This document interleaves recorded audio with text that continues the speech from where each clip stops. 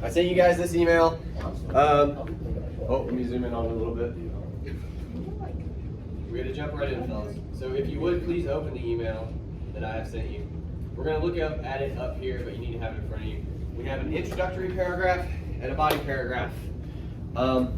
This is, in some ways, some of the arguments we've kicked around, so you should be fairly familiar with what the student is trying to talk about, okay? But the name of the game today, as you probably will notice, I've broken the introduction and the body paragraph into their parts. So we got that out of the way. What I want to consider, read through the whole thing just so you know what's going on. And we're going to go through section by section. I want to cover what each section is supposed to do. I want to think about, as a class, whether or not we're doing that. Okay, that's what we're trying to do today. One more good time before we turn in, I believe, the rough draft next week, right? I'm not making that up? Okay.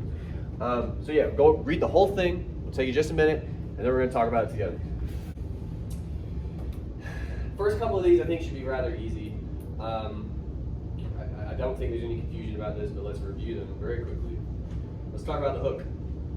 Die Hard was a head-turning film during the 80s. It expressed new and different ideas during this time. Generally speaking, as far as hooks go, what do you guys think? It's okay? I think it's alright. I feel like it could be a little bit better, but how so? It gets the job done. I don't know. I don't like the whole was a head turning film. I feel like there's a better way to describe it. Oh, I mean, it's fine. And I wish. I mean, like what ideas? Like, that's what I want to know. Yeah, like that's what I would be curious about. I think we kind of get into it right after, but I would say go ahead and try new and different ideas, right? What might those be? So we might revisit that in just a second. Immediately afterward, in spite of Die Hard being an action film, its core elements can be described as masculine. Masculinity became an essential element to every action film.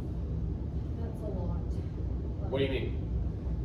Well, I'm just describe what you're talking about. Like how it can be described as masculine and then it starts the next part masculine, like with the same word. Yeah, that's true. That's true. You guys are awful granular today. Yeah. Like it just jumped like it. I would have to remind myself to take a break between that to go for like to understand what I'm reading. Oh, I see. Well, I mean, there may be an easier fix because honestly, I understand why they're saying the thing about, well, sort of about masculinity, essential element to every action film. I also don't know if we're going to talk about every action film. Do you know what I'm saying? Like in our 4 pages or whatever, however fucking long this paper is. So I mean, for right now, right? It's like they just added more to it. Well, and yeah, at this stage, I would say let's talk more about the movie. Let's get into the movie. The same issue, and this is going to happen at the top of the paper. I say this every time. I know that. You don't know what you want to say, so you kind of spin in your wheels. This stuff. What are our ideas? We probably don't know 2 sentences deep. We probably don't know. We're hoping we figure it out. We're starting to here, and then we just look, this next thing. Look, I think it's pretty clear we got to talk about the roadmap, right? That's a problem. All right.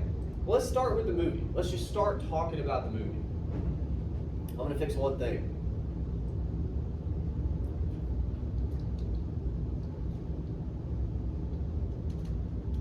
Oh.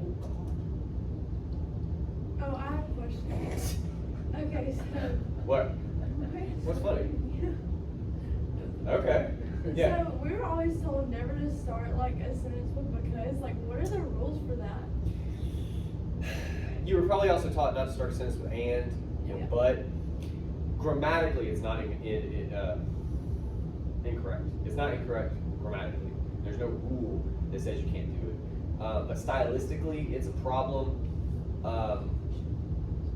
It's really easy to do, and it's really easy to do a lot. So the rule I would give you, I would modify that and say, you can start sentences with because, with and but you have to severely limit when you do it, and you have to do it for a reason. What it's going to do is draw attention to itself.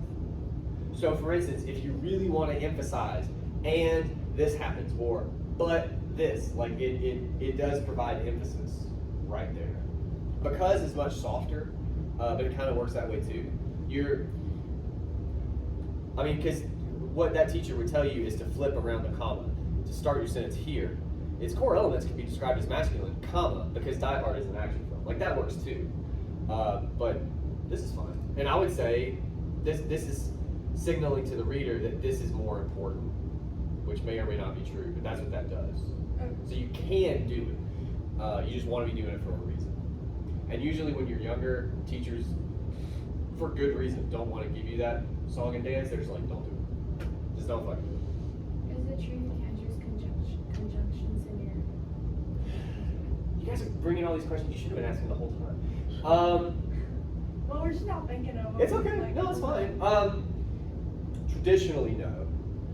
More and more, it's fine. Like, I'm fine with it. I think it's one of those things that's on a teacher by teacher basis. There are even some journals, I guess, that would want you to do it. Some like professional places that would want you to do it. But more and more, I think younger people are coming to these places and they're like, who cares? Really? So yeah, it's fine. The way I was taught is to be consistent. So if you're going to use contractions, use them. If you don't ever use them, don't slip one or two in. Because again, it'll draw attention to itself. It'll be weird. Does that answer your question? Yes. Great. Also, Alright. how do you feel about like saying like I or? Yeah. Don't do that. Okay. Great reason to not do it. Number one, it makes you immediately sound subjective, when at the very least we're trying to pretend that we're objective argumentarians, okay? And two, 97% of the time when you bring in I, it necessitates the inclusion of all this other language. And the other way I would phrase that is, if you take I out, you'll notice almost every time you'll take a lot of language with it.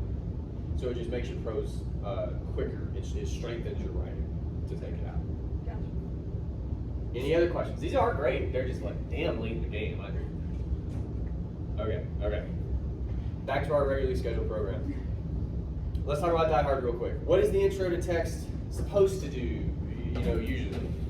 We brought up the text, which is good. And we're touching upon some of the ideas that I think we want to talk about, which is good. Is there anything else we could do here? Like, I don't know, just give a little background on the movie.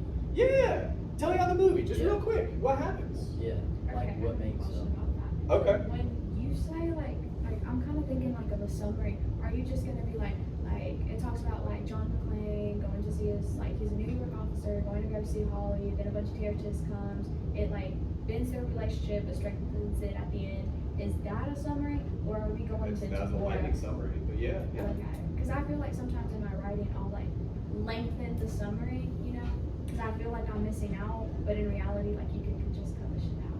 Yeah, well, I think you want some. You don't want a lot, and that is a real thing you want to avoid. But yeah, what you just gave us was pretty damn quick, right? Like, I don't even know where I'll just. Die Hard centers around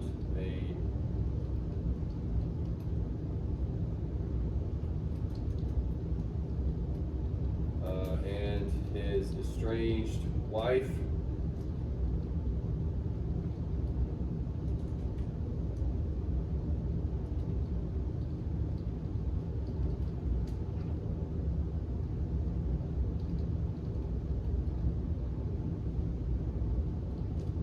There's that and for you. And somehow,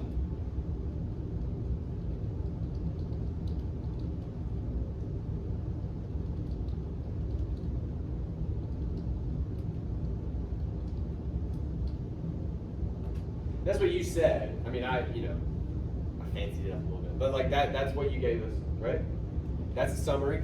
And here at the end, at least for my money, it's kind of leading to a roadmap a little bit, because it's giving us specific, important details that we may want to talk about when it comes to our argument, whatever that is to do with masculinity. So another question, Yes. late in the game. Whenever we're putting all of these ideas back together, since Mhm. you outlined it, how do we go like transition wise?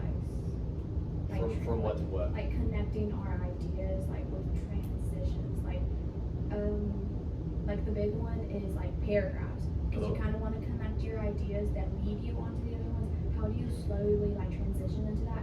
And then like doing this thing, like you separated it, but then maybe like if you just cut out like topic, sentence, context, and you put it all back together, it won't make sense. It makes sense what I'm asking.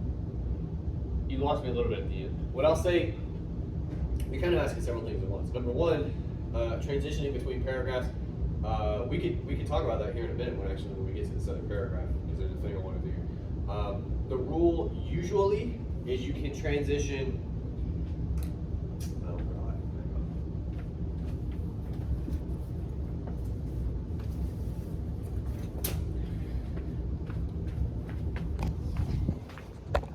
The hell was that? All right. Usually the way you can do it, say you have topic sentence 1.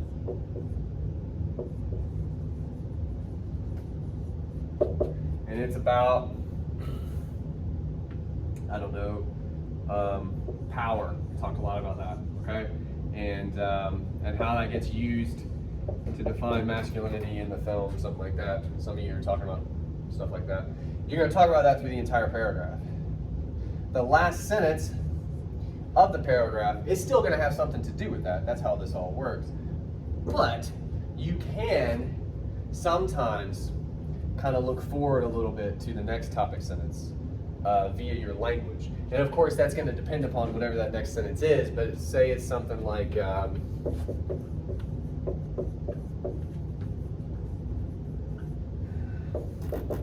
what might you talk about? Maybe like non-traditional masculine roles that we see in the film. We got a couple characters, Argyle, Al, people like that I think at least initially you're like, these guys are kind of weird if we're holding them up against McClane, all right? Well, one transition would be, something like, we see power in other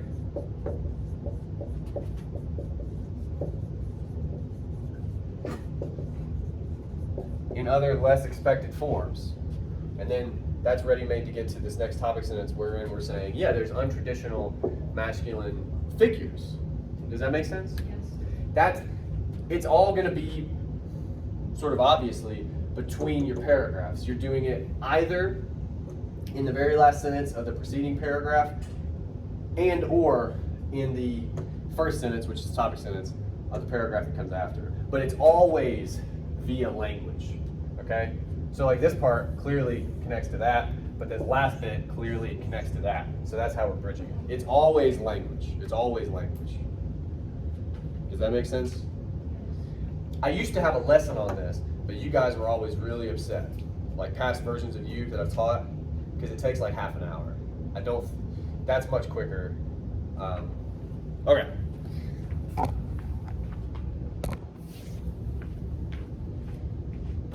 So anyway, intro to the text. I said we can keep this, but now maybe this is actually the start to our roadmap, right? We're talking about ideas. They could be much more specific, but we're talking about ideas. That shouldn't be capitalized. We go back up and that. All right. This is really kind of just saying the same thing, so I'm gonna cut that. Now, obviously, we need more in the roadmap. Does anyone happen to recall where we might go to sort out what's going to show up there? Yeah. So would it be appropriate in this part to kind of give like I guess pointing out the things that you're going to write about from the movie, like do a summary of the scenes that you're going to write about? I don't want a summary here. Well, not like a summary, but What I would love, sort of, is, if nothing else, there's a smoother way to do this, but if nothing else, like a list, kind of your arguments, right? So, I mean, look, like, the quickest and dirtiest way to do this would be maybe in another document, copy and paste all your topic sentences and just go, how do I make that here? At least in terms of like a rough draft, that would be a great way to do it. Because again, all your roadmap is supposed to do is walk me through your paper. And if you're making arguments throughout, and I hope you are, they should be in your topic sentences. Your topic sentences should sum up paragraphs. I would do it like that. Again, at least for a rough draft. You could always tweak it, you could always add or delete it. But that is what I would do. That's what we're gonna do in a second. So, skipping that for a moment, because we just don't have it yet. Let's talk about the thesis. Throughout the whole film, masculinity is threatened. Oh, I'm gonna do this real quick. This last part is not a sentence. But if you lose that, now it is a sentence. Have I talked to you guys about tics before? No. TIC. Every writer has a tic. It's a thing you do unconsciously. It's a thing that you're very comfortable with. It's usually something you do when you're speaking. And obviously, you write how you talk to some degree. Like my tic is I love introductory clauses. That's kind of this guy. When you have a little thing and then a comma and then you have your real sentence, I do that a lot. The problem is because it's a tic, fuck me, I did it right here, see? I do it all the time. I I know I do it, so I can go looking for it because I do it all the time. A reader will notice it. They're like, he has introductory clauses. I think this writer's tic, because it's throughout the paper, it's other places down here too, the way. Like I assume they might, and they might be a little self-conscious just now, they probably say that a lot when they're speaking. And it's creeping into their sentences. And the real problem is, almost every time they do it, it makes their sentence not a sentence. So if you cut it, you don't lose anything from the sentence, and now these are actually sentences. That's mostly just for that student, because I think it'll help them a lot. But I also wanted to draw your attention to the fact that these were fragments at the end. Now, what do we have? What is their argument? It needs to be fleshed out a little bit, but if you could put into your own words, what is their argument here in the thesis? They do have one.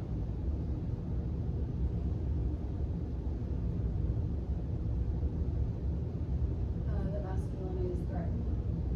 And that is important to the claim. It matters to him. They say he grows out of this mindset. I would love to know more about what they mean by that.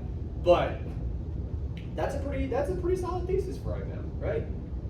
Not just masculinity is in the film, which is where they kind of start this paragraph, but it's threatened, that bothers the main character, and we kind of go along with him to see him, quote unquote, grow out of that, whatever that means. That's an argument. Cool. All right. Now what we're going to do, we're going to come back specifically to the roadmap, but of course to do that we got to start by looking at this body paragraph. Topic sentence is two sentences actually, but we'll talk about why. Die Hard was not what an 80s action movie was supposed to look like. Yes, there was violence, guns, and killers, but masculinity was being threatened at times and gender roles were changed. What do you guys think? Do you have any thoughts on that? I'm just curious.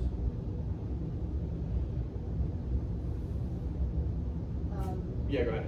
Gender roles were changed, like, What? like, I guess I'm more curious on how they were changed. Good. It's pretty vague. It's Yeah. pretty vague. And again, this is what happens. I know I say it all the time, and you guys still keep doing it, so I want you to notice this. When you start your paper, you don't know what you want to write about, which proves to be true here. And when you start, especially your first body paragraph, I mean, what are we really doing? We're as a writer, looking at that thesis and going, I'll just keep doing that for a minute, right? Because we don't really know. We start to get more specific right at the end. I mean, this is us parroting the thesis, right? That's directly from the thesis. But the rest of this, changing gender roles, that's an addition. We're doing work right at the end. The problem is, it's right at the end. So we've stopped. So what I would suggest, we need to change this. It's probably got a whole lot to do with that last little bit. So now we'll go hunting through the body paragraph and see if that proves true. Okay? All right.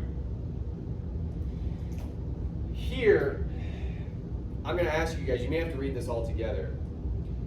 This is cool evidence, first of all. This is a cool quotation. I don't think we ever talked about it in class. It's a good quotation. Pretty decent context there with Holly's boss, Takagi, makes a point of telling McClain. Like, that's all good, right? The only change I would make real quick, that period goes there. So what I'm wondering is, do we need all of this before it? I think we can have some, but I worry there's too much. I'm just curious what you guys think.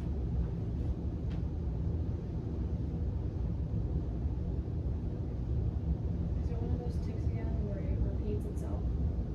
What do you mean? Because I feel like the way McLean seems to be uncomfortable was already said in previous. Ah, well, no, all right, so you can be repetitive, you can't be redundant. So we said he's uncomfortable, but that was our introduction to our paper. So now it's like expanding. Yeah, at some point in the paper, we should talk about the fact that he's uncomfortable. So that's fine, that's totally fine. I get, maybe what's bothering me, this is kind of me thinking in real time, I almost wonder, because we do Brehan first, you know, it almost feels like that's how we arrived at this. And that may be the case for the student, I don't know. But generally, you want to foreground your own arguments. What that means is, whatever cool shit we're gonna say about this evidence, we want to do that before we get to Brehan, usually. Right now, it sounds like we read a thing from Brehan and we're like, ah, that makes me think of this. Just flip it, right? So, we may have to do that.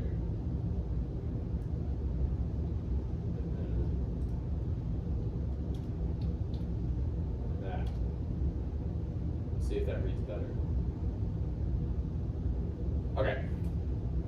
Let's try this on. We'll get back to Brehan. Because maybe it's not too much. Maybe it's just too much before our ideas. We have this quotation. It's way earlier in the paragraph now, which I almost always love, personally. Okay. Let's talk about the analysis. And it goes to the second page. You're going to have to use your own screen, I think. Read over that analysis real quick. Tell me what you think when it comes to talking about that quotation.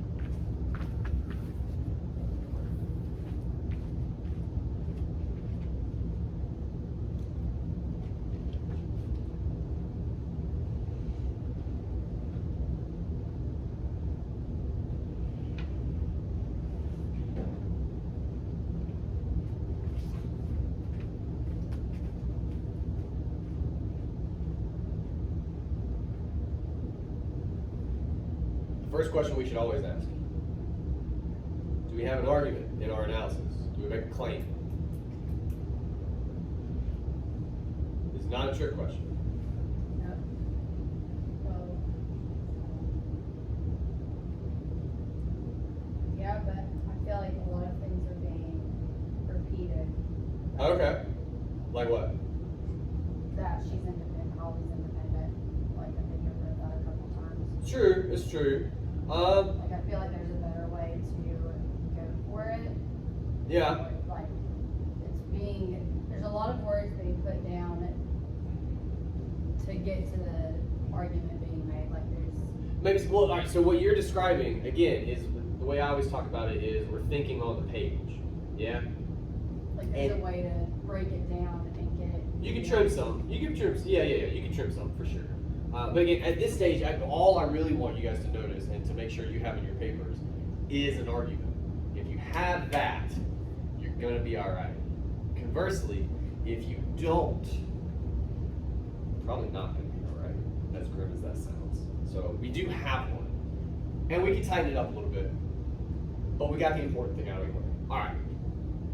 There's a couple ways to talk about trimming this. One of them is the super boring way, where we talk about pros and how to trim it, and I don't think you guys want me to do that to you. So what I'm going to do instead is what we've done throughout the semester. Let's talk about the quotation itself. I think it's pretty clear how we read that and come up with Holly's more independent, she doesn't need McClain. By the way, I think that's the linchpin in their argument, the whole idea that she doesn't need him, right? because they're trying to tie it back to him being uncomfortable, his masculinity being threatened. I think we can go a little more in depth there possibly. But that's the big takeaway from this quotation. What I'm curious about, just for a second, the ways we talk about quotations. It's always about language, right? Let's consider the language here. Was made for this business, tough as nails, Takagi says. What's that got to do with anything we say about Holly? I think it does. I'm wondering what you guys think. Like, we could take on the very first thing they say, using that expression for a woman was unusual. Why? Why is it unusual? They're implying a lot right here. They don't really say it. Why is that unusual, do you think? To say Holly was tough as nails. What the hell does that even mean?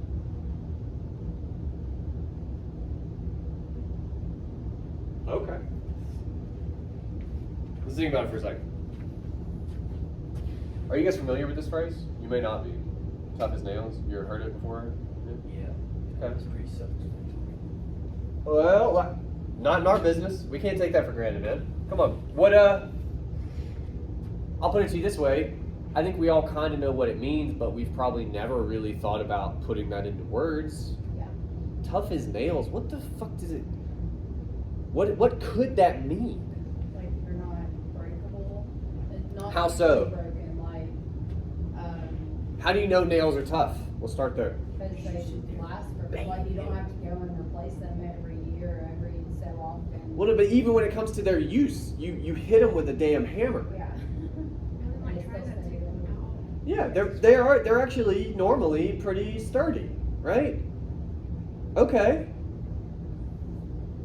So Takagi, with that phrase, is applying that idea to Holly. And I think the student here is correct when they say that would be unusual to say that about somebody. Okay, but again, why? Why is it weird to say that about Holly, do you think? Because she's, like, you wouldn't pair that with a woman, maybe. Why? Because the man should be taking care of her and showing, like, dealing with all the difficult things.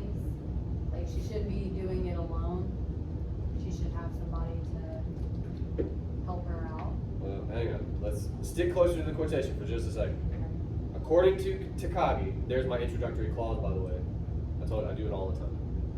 According to Takagi, Holly is what? That's Like, his name. she's what? Well, yeah. But let's put it in our own language now. What does it mean? He's using that phrase to say she's a bad bitch. We can't say that though. We got to find a different way to say it. What is Holly? Yeah, but as you pointed out, we're going to say that quite a bit. Let's say, what the point I'm making here, to be clear, I'm trying to build a more noticeable bridge between the quotation and our analysis. I think independence is there. I think not needing McLean is there, but we've taken a bit of a leap. And just real quick, I want to go, Takagi says this. Let's make sure the reader understands we're using that. I didn't notice your hand, sir. Go ahead. I looked it up. The origin. Oh, Lord. It's unfilling, cold, or harsh. So it kind of can go with what you're saying already. Well, I wonder if we even mean it that. Does it say when the phrase is from originally? Gotta be Date old. that to the 1860s. Yeah. But I wonder. I don't know if we have that same connotation now as the original use. I mean, maybe in a way.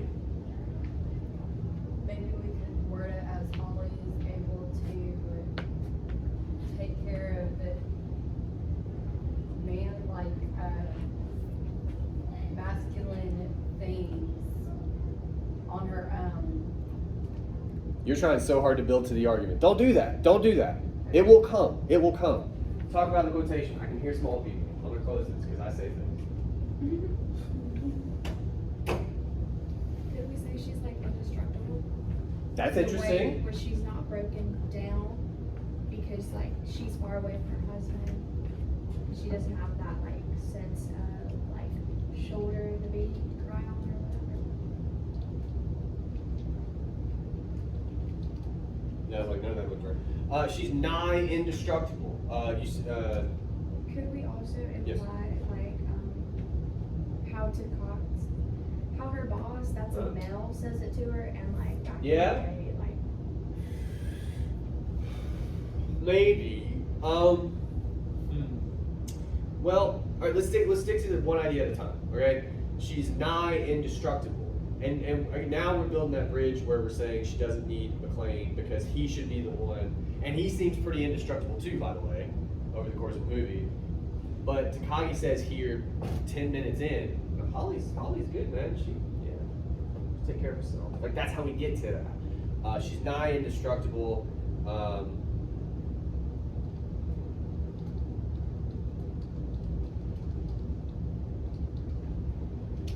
One more thing I'm interested in before we get to independence.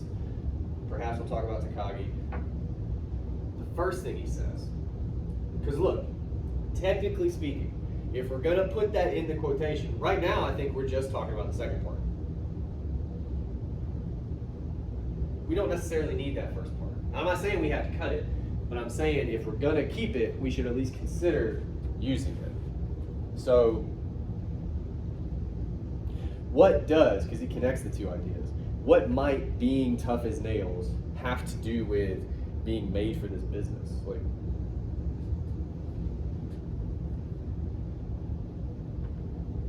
what does Holly even do? I think we only kind of have vague ideas, right? Some kind of corporate thing, selling things is involved. Seems like a lot of money is involved. She has a lot of power because she's in charge of people, right? So whatever she does, it involves all that. What does being tough as nails maybe have to do with any of that? He says she's made for this business because she's tough as nails, right? Like, what do you think? is it kind of like getting to the point where like this business like down and dirty, like it's like manly kind of a way? Maybe you'd have to push on that some, but what do you mean? No more ideas behind what I just. Nah. Well, let's consider that. Like, in the small glimpses we get of the corporate world, because we don't get a lot, does it maybe seem like it's? I'm trying not to give you guys. I'm not trying to lead you too much, but like, is it? You're almost making it sound like it's cutthroat. Like it's. Do you get that sense in the way people talk about it, or in the way it's presented, or? Like, I mean, another way to think about it, Takagi says it like being tough as nails helps Holly in this particular business. Could you see how that might be the case? To be indestructible, doesn't need to be defended. How might that help somebody like Holly in this business world? She's not afraid to like stand up for herself. Yeah. Well, I mean, that implies that she would have to, I suppose. So what are we saying about this business world? If you have to stand up for yourself, you have to take care of yourself, what are we saying about it? You've gotta be made tough, like, well, that more so applies that word, but like, you gotta have a certain drive to you to Yeah. do it. Yeah, you gotta be motivated and all that. You can't be real sensitive Yeah. in that kind of field. Well, and all that is to say, because you will be, Doing things that, no, you'll be attacked, man. If somebody says you can't be sensitive to have this job, they're saying because something will come for you, right? Other people are gonna try to bring you down. Yeah. Well, she says later on, like, she's trying to get Ellis's office. You know what I'm saying? Like, so, yeah, it sounds very, the only language I can think of is cutthroat, but like very dog eat dog, sort of, if you're familiar with that phrase. All of that, to come back to your original idea, sounds more classically masculine, right? Bunch of dudes scrapping and seeing who can get out on top. It's just like, well, that's what Holly is doing, apparently.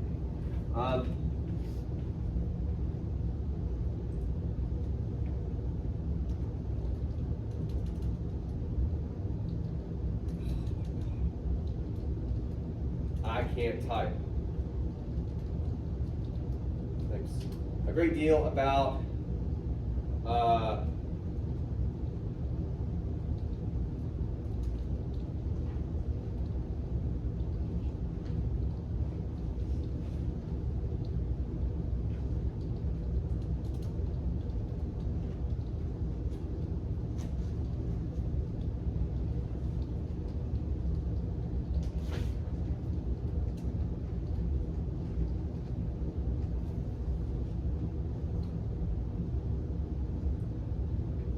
then we talk about how she doesn't need a man as much. I would go further, given what Gabriella just said. It's not just that she doesn't need a man, according to how we're defining masculinity at this point in the movie and how we're defining her job at this point in the movie. What are we saying about Holly? She's not just independent. She doesn't just not need a man. She's what? If she's made for this business that's cutthroat, that's dog eat dog, she's tough as nails. How else would we describe Holly here? She's got her damn shoulder pads in. Do you guys know what that is when I say that, by the way? Yeah. Like her suit had like, It's like, yeah. because women typically have lesser shoulders. That's just one of the physical differences. But like in the 80s, it's called power suit, and they had shoulder pads to make them look more broad. You know. What are we saying about Holly? You guys are fading on me. It's awful early for that. I guess she says like powerful. Yeah, she is. And we've talked about this in different ways for the past couple weeks. In this movie specifically, the way we've talked about it, if she's powerful, she's also probably what? Ah! Yeah. She's tough as nails. She's made for this business. And given the way we describe that business, she sounds pretty masculine, according to the kind of definition we've built in the movie, right?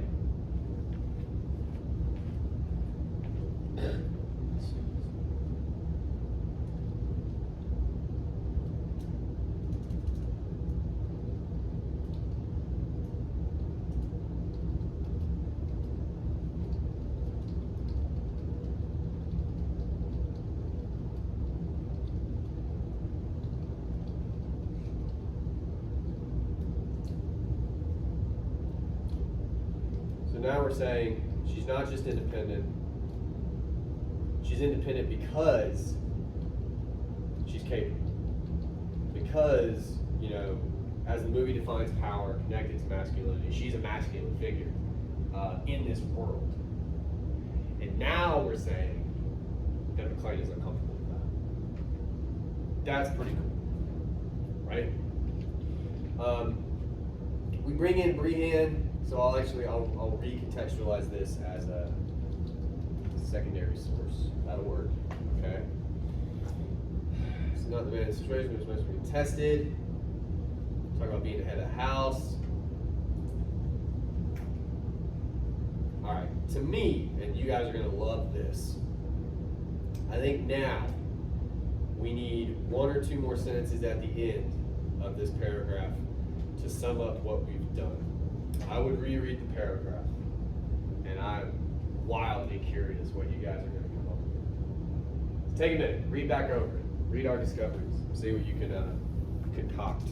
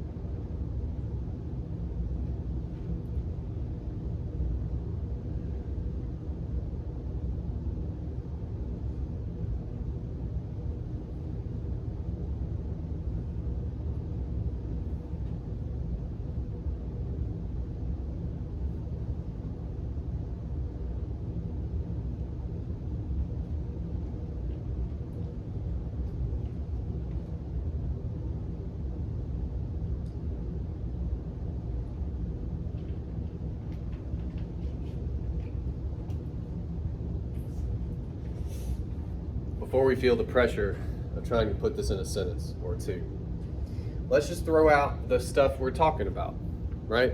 What are the ideas that we've kind of laid out on the table in this paragraph? Holly's independent. Quite uncomfortable. McLean's uncomfortable with that and all kinds of things associated with it. Yeah, yeah. Anything else that's just out on the table? Holly is good at her job. Because, She's tough as nails. We're masculine. well, and all that. And that, does that lead to her independence, I suppose? Yeah, I Her guess. ability? Yeah.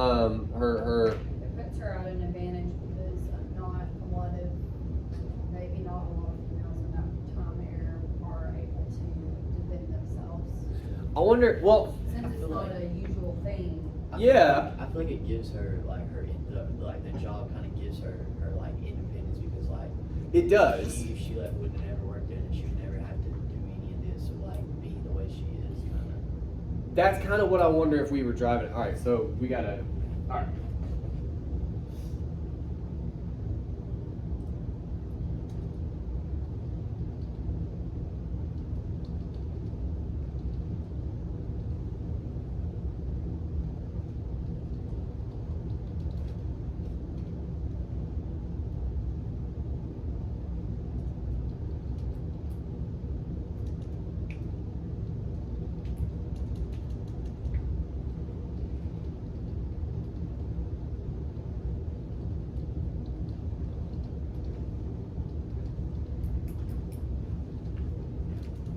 I can't type today, and I'm sorry.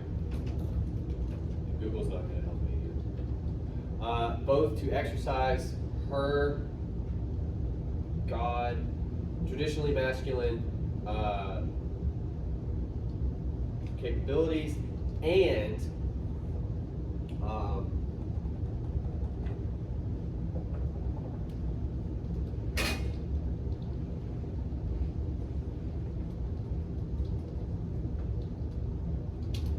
here's what we're saying, and I do think it's interesting. Most of the paragraph is saying she's made for the corporate world. That's Takagi's point. Because she's capable. We talked about that. And then we talked about what that means in the context of this movie, to have that power, to have that ability, makes her more masculine. All that makes McLean uncomfortable. That's true. All that is true, and it's an argument. If you go a little bit further, it is interesting. This is 1988. Holly, to my mind, is the only woman we meet in a position of real power, right? Like, not just in the building, although that's a good place to start. Like her secretary, super traditionally a woman. There's a couple other women in the office. Most of them have their breasts out. Like it's not a powerful look. So it kind of leads one to assume Holly is a bit of an outlier, right? Well, because it's 1988. Even though this is an opportunity, women can climb the ladder much more than before. If it's new, it's just happening, right? And then you look outside the building. Can you think of any women outside the damn building? Maybe there's one lady cop, you know? I mean, there's a couple that work at the news station, I remember. They were like the backup because they were giving information. I know. No, I know. Exactly. So again, it's all, the point I'm trying to make, and I think that's kind of what we're getting to here, is the world this is happening in, which McLean is a part of, right, is still very much like dependent upon these older power structures. And Holly is maybe at the forefront of the newer stuff. And that would help explain McLean being uncomfortable. But the point here is, if Holly existed, if somebody like Holly existed in 1965, good fucking luck, right? Like, she doesn't have the avenue that Holly does in 1988, I think, is what we could argue, right? So here's what we do with that.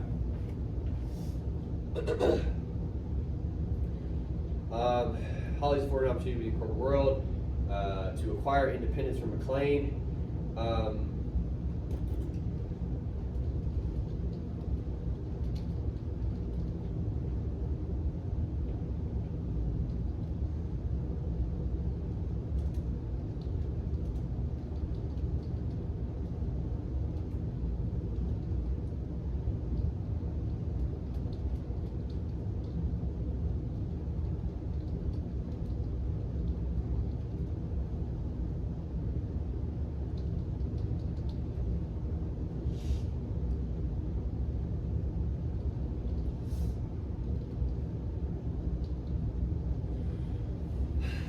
she's able to take advantage of the opportunities afforded to her. But what we pointed out right at the end of our paragraph is that these are very, very, very new opportunities. All right. Now what we got to try to do? We got to try to sum that up in a sentence, some kind of way. And we got other stuff. All that stuff we said was kind of laying out on the table. Masculinity being threatened. That is why McClain is uncomfortable, right? Although maybe that's going to be our next paragraph more specifically. I don't know. It's not just the fact that Holly is independent. It's how it happens. And what's interesting is it's not just because of Holly. It's like 80% Holly, 20% corporate world. You see what I'm saying? Could we say, however, the opportunity that Holly holds in the corporate world, both? You okay? All right. So look, how about this? Because look, I'll put it to you this way. Think about early in the movie.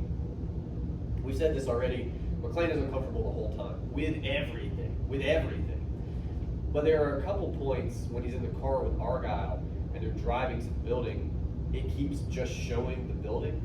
In that way, I think where we like this is what McClain is doing. He keeps just looking at the building. Why would he be doing that?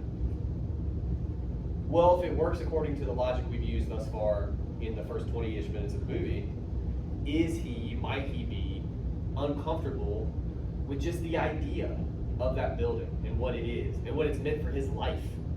He knows on some level that their life would be like just as it was if Holly didn't have this damn job, right? That building is kind of the embodiment of what Holly can maybe achieve now, right? That again, he's threatened by. So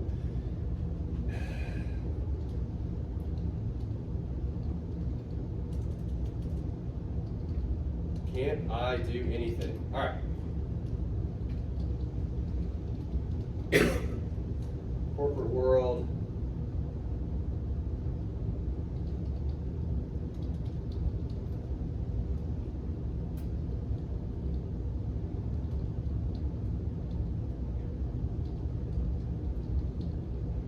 Gendered. Help me finish this sentence. Let's act like we did it together. I don't want to say gender roles, because we're going to say that a lot. And at this point, it sounds like a weird thing you buy from a bakery. Gender roles, that's a bad joke. Gendered, I'm going to do it. Duties. What'd you say? Duties. That's roles. You're just doing the synonym game. All right. Like, you wanted something different, man. I appreciate it. I do. Look, don't misunderstand me. I always appreciate swings. I do. But that, yeah. All right, so now what we've done, that's our new topic sentence. Almost like a boogeyman, the corporate world emasculates McClain by way of freeing his wife from classic gendered subjugation. Does anybody even know what subjugation means? Okay. Second-class citizen. To be in chains, to be controlled, to be told what to do is to be subjugated. Now we're saying it's gendered, which is kind of what we've been talking about the whole time. And I don't think it's much of a leap to say Holly's free of that. I don't think it's much of a leap either to say McClain's not cool with that. And the corporate world, as we've argued, has allowed for that, has kind of given her a path to that. That's an argument. It's pretty baller. All right. Now what we got to do, a little bit of time afforded us. Given where we end this paragraph, I just for a minute or two want to try to think about where we might go from here. So, corporate world has made Holly independent. McClain is pretty unhappy with that.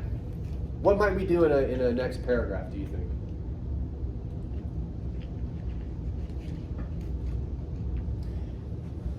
Where do we go from Holly independent, McClain unhappy? Those are kind of two roads we basically at this stage we're either going to write more about Holly or we're going to write more about McClain. I think we could do either one. I'm just curious what you guys think. What do you think? I mean it when I say we could do either one. We could write the whole paper about Holly. Or we could write about, I mean, it's really just a matter of where you guys see the argument going. But we could do, I could do either one right now. I won't.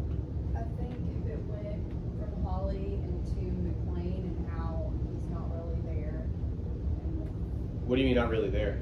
like not there for the family and everything, and that's like, since this is focused a lot on how Holly is more independent, Uh-huh. we could go into how she's been independent and base it on McLean not being a father figure in the life, so she had no choice but to be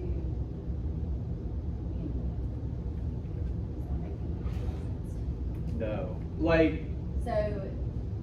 well, this- because they're a country apart, right? Like they're, well, because the way you're phrasing it makes it sound like he like dipped out. Like, I mean, to be accurate, like she left, right? Like the scene where it talks about, they're in the limo, Uh-huh. and he talks about how he lives somewhere else, and she's been, And Argyle like says you wanted her to control that whole business. yeah, Okay. Maybe. or maybe. So what you're saying, this is possible. What you're saying is maybe we need to, and we might need to in a follow-up paragraph, talk about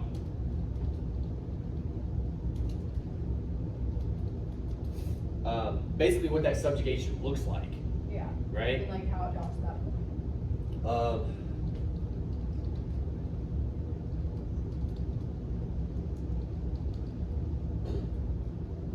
I don't know what is wrong with it.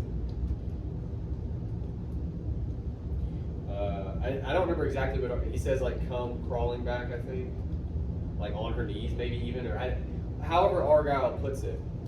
That could be our second paragraph. Okay. Now the really hard part. Where might we go from there? Could we also talk, like, just another idea for the second paragraph? Okay. He says, like, they're talking or whatever, and he's asking about the marriage, and he's like, did she beat you? Did she something? Did she something? Yeah. Yeah. Well, because it's a joke, right? She beats you up and they laugh. Yeah. That would be. Am I imagining that, or after he says that, like, it shows a clip of the building? Oh, it for sure might. I mean, that. I got a good memory. That would be pretty. I don't. Maybe. That'd be worth investigating. All right. So now that's related to this, but it's different.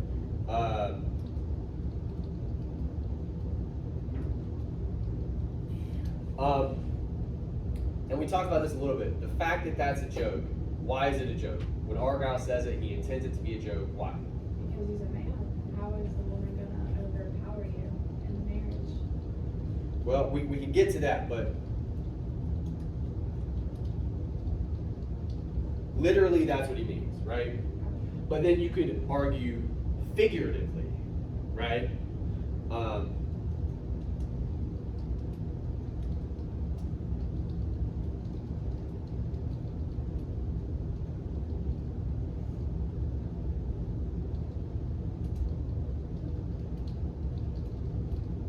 She has overpowered me, figuratively. Again, if they were in a fist fight, I think McLean would probably win.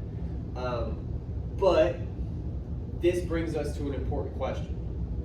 What you cannot do in this paper is write me a body paragraph on how McLean would whoop Holly's ass in a fight. That's not, why? Why is that not an argument you can make?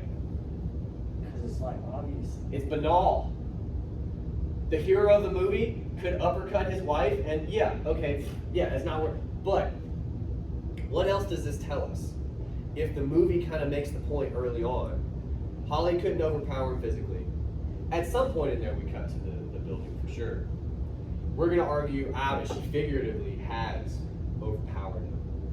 Now it seems like we're concerned. We keep saying power. We keep worried about power. Why does it matter that Holly has figuratively overpowered him, right? In terms of their life, she's overpowered him. What might that tell us about the world they live in? You know? It's like they still follow like the traditional, like the guy must have more power and stuff like that. Yeah, well, But also, it tells us that this used to matter more.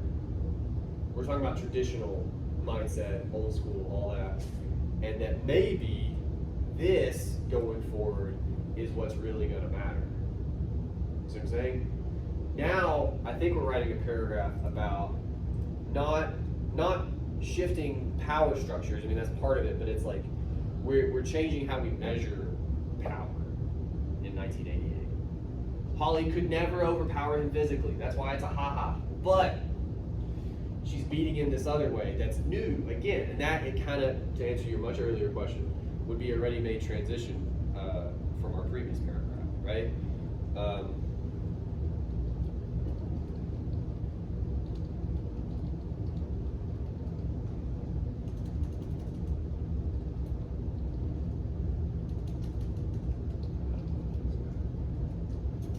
God. All right. Real quick, I want to try one more paragraph. That's pretty good. It started with what we said for the second paragraph. It twisted a little bit, slightly different, same scene. Cool. So now we're kind of still talking about Holly and McClane. We haven't like picked a character, which you do not have to do, by the way. And we're investigating an aspect of the world in 1988, America at least, shifting power structures. We measure people differently. This is kind of hard because now we're making up paragraphs. We just don't have paragraph 2 in front of us. Where might we go from here?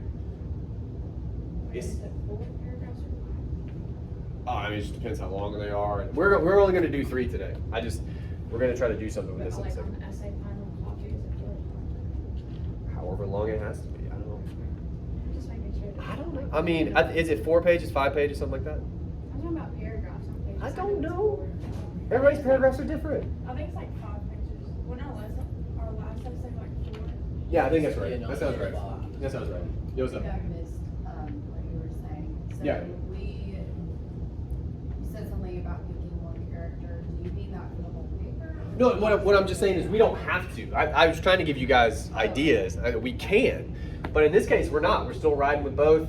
We're talking about how looking at both and the sort of shift in their relationship tells us about a shift in the world around them. That's totally cool. We could do that. We could do that the whole time, possibly. But now what I'm wondering, and again, this will be difficult, where might we go from? So look, in our previous paragraph, we ended with this new road is made available to Holly, and she is capable to take it, and so she does. But that's a marker of her time, that new road. Continuing on that idea, we talk about how, this new way to measure power is what empowers Holly, right? Makes her able to sort of take the lead from McClane, right? He's no longer at the head of the household, all that jazz. One more paragraph. Seems like we're interested in power. Seems like we're interested in who has it and when. And again, we have all kinds of roads we could take here. But I'm just wondering if anything leaps to the front of your minds at this stage.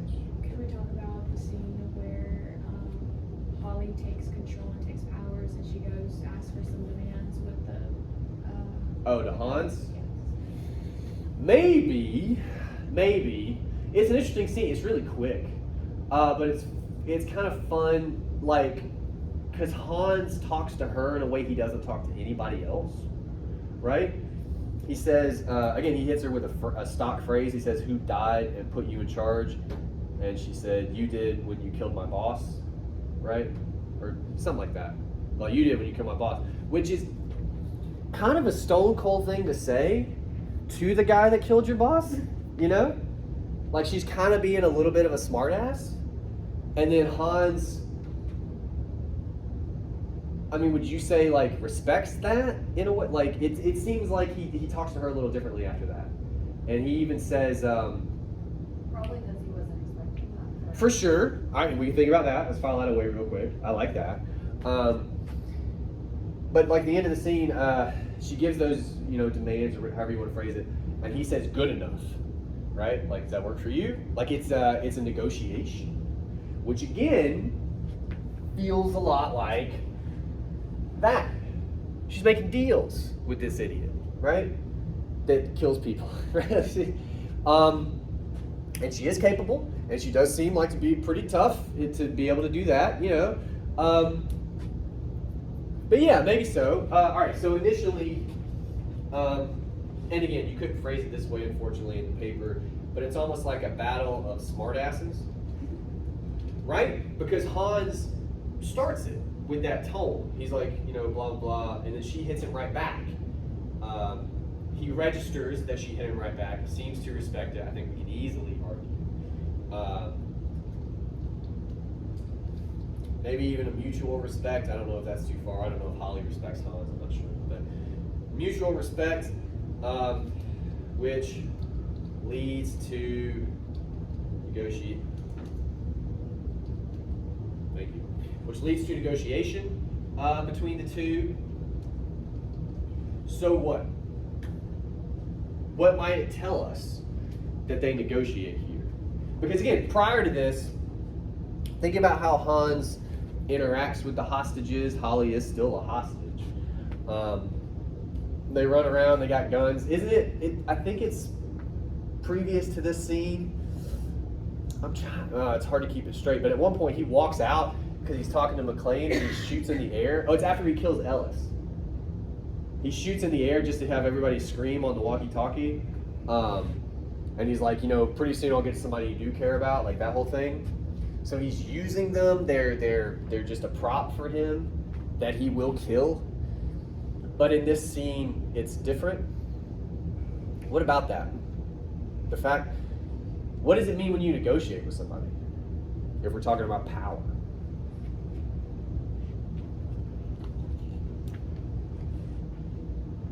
Who has the power if you're honestly negotiating? The one that maybe, The one that has something over them. For sure.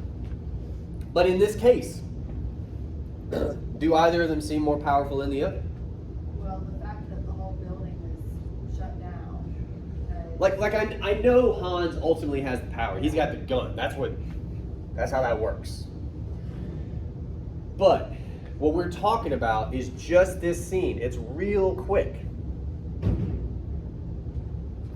Holly says things like, you know, we have a pregnant woman out there, and unless you, so we need a couch, and it's like, and unless you want to mess, you need to start taking people on bathroom breaks.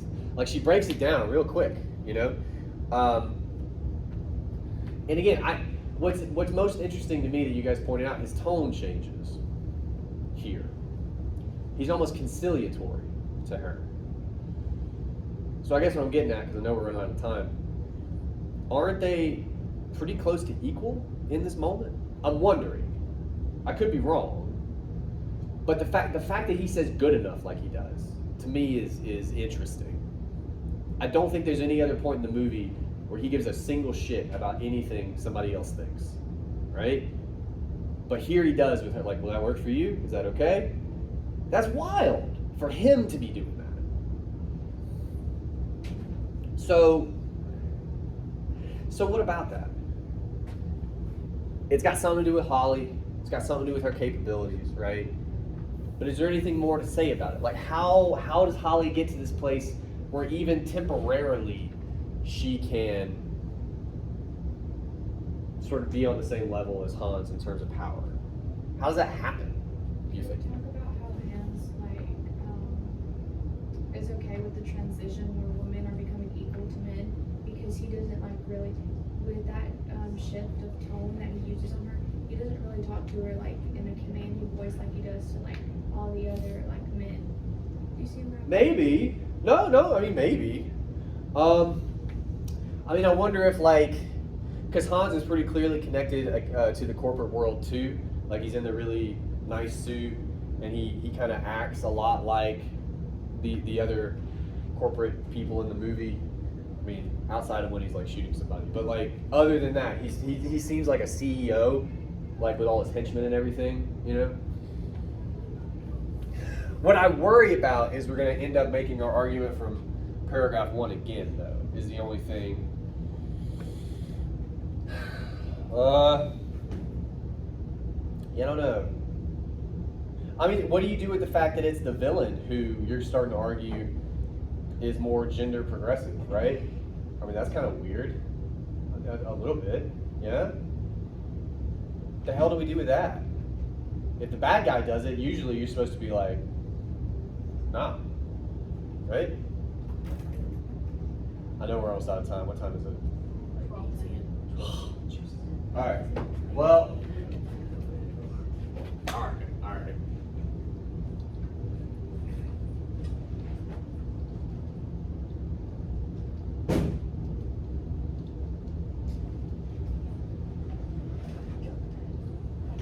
All right. So we're out of time. What I wanted to do, just to make it very clear to you, and I knew paragraph 3 would be hard because paragraph 2 does not exist. So if nothing else, take away this. What you would actually want to do is write that second paragraph, and that would help you a ton figure out where you want to go after that. But what I would also tell you, you want to usually be 2 to 3 body paragraphs deep before you go back here. Okay? A big part of the reason we don't have the roadmap is because we have no paper. And that's how that works. But what you guys always do is you never give me the damn roadmap anyway. Write the paper, write a good chunk of it, then go back and write the roadmap. And what will usually happen if you do that is it will have you rewrite your thesis as well. Because you'll have all your ideas right here, and if you can almost, what I would recommend, write your roadmap, get your thesis out of there, and just keep writing.